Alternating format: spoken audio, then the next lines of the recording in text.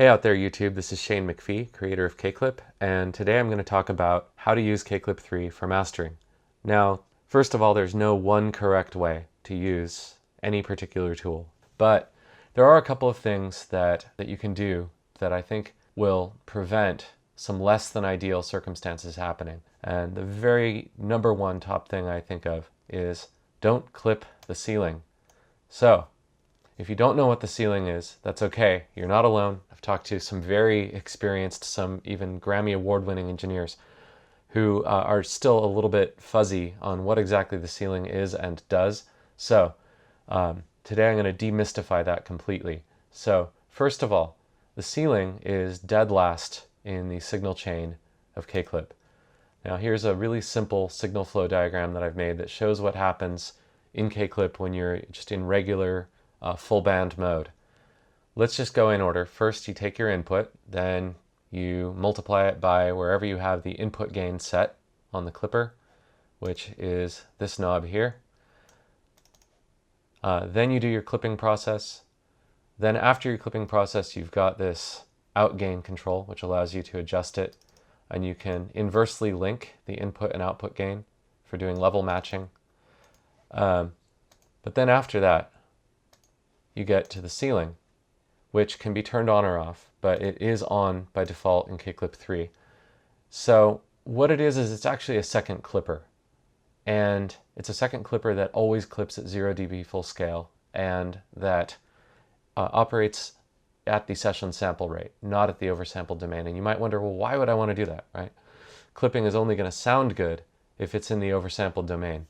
Well, it's because when you clip in the oversampled domain, anything that comes back out to the session sample rate, you can get spikes, you can get intersample peaks that actually go above your 0 dB clipping threshold, which actually, if you have the ceiling turned off, it turns KClip 3's meter into a true peak meter because everything's going to be relative to this post-oversampled sort of state. So if I turn up my input gain, you'll see what I'm talking about.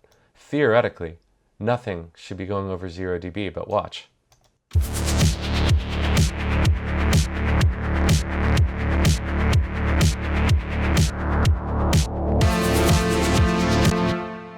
And you go, wow, okay, so I'm getting a max peak right now of 1.8 dB. How'd that happen? Well, that's your intersample peaks.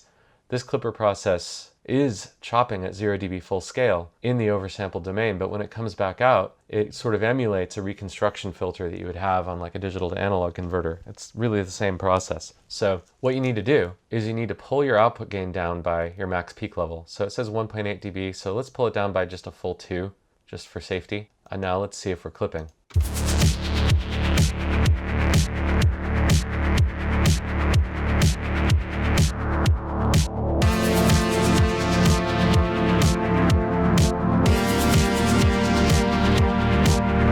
So we're clipping 8.3 dB in the oversampled domain, but when we come back out, we're not getting any clipping, but you notice the waveform doesn't ever look squared off. That's because it's never going to look squared off when it's coming out of a digital to analog converter and out to your speakers. These are true peaks. The ceiling is here to catch anything and keep kind of old school meters happy, but it's really an illusion. Now, many other, I would say most other competing clippers have a ceiling in them. They just don't tell you about it.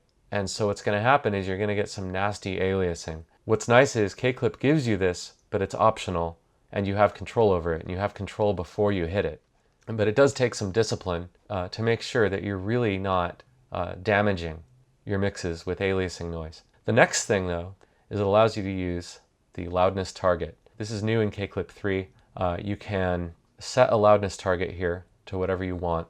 It defaults to -14, which is probably the most common loudness that most modern streaming services use. So what you can do if you have your ceiling on is use this as the final output gain stage, and when you click the loudness target refresh button, what it allows you to do is automatically adjust the gain of your mix to your loudness target. So let's try it.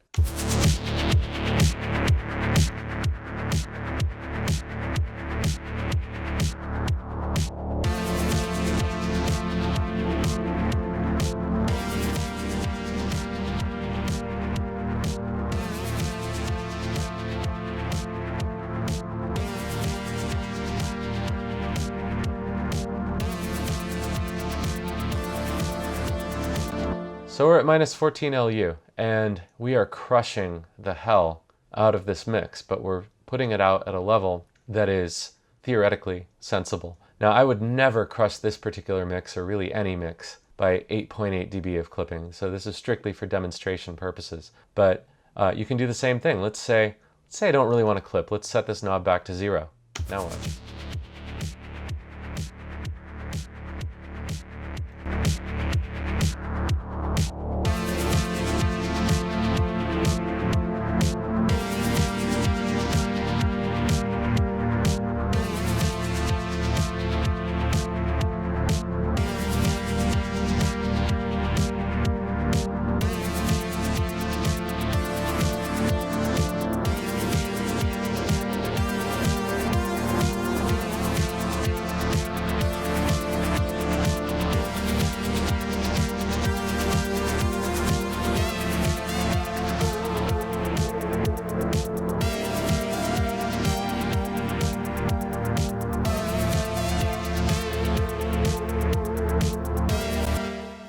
So, as you can see, you can use this tool to be as subtle or as brutal as you want. The main thing with loudness targeting is it'll get you in the ballpark. You generally want to click this button when you're at the loudest point of your mix. You do sort of need to let the plugin listen to your music for quite a bit of time before this is going to really be adjusting by a consistent amount. And then you still may want to pull your ceiling down just by a little bit, just for safety. Because there is some variation. You'll find that even different plugins that measure LUFS will differ from each other. This is all designed to get you in the ballpark, but you do still have to some degree, actually know what you're doing. Use this with caution, but the main thing is, as long as you're not clipping the ceiling, you're good. Other thing I wanted to touch on really quickly is the threshold control here. That this was a top user request, but it's completely optional. All it does is it changes where the clipping threshold is from 0 dB full scale to something lower than that. So it gives you, in theory, another 48 dB of gain range, which for mastering you'd probably never use. I think this might be useful in individual tracks if you've got a track that's really quiet and for some reason you don't feel like normalizing or altering the audio. The threshold gives you some control to do that, but it's completely optional. Most of the time you're just going to want to use the in and out controls. A lot of the time using them in an inverse linked fashion like this is probably the best approach. And then sometimes you might want to turn off the link once you've done that and turn the output gain up a little bit to taste. But really there's no one right way to do that stuff. The main thing that I just want people not doing is clipping the ceiling. So that's all I have to say for today. As always, if you have any questions or comments, please leave them down below the video. Thanks for watching.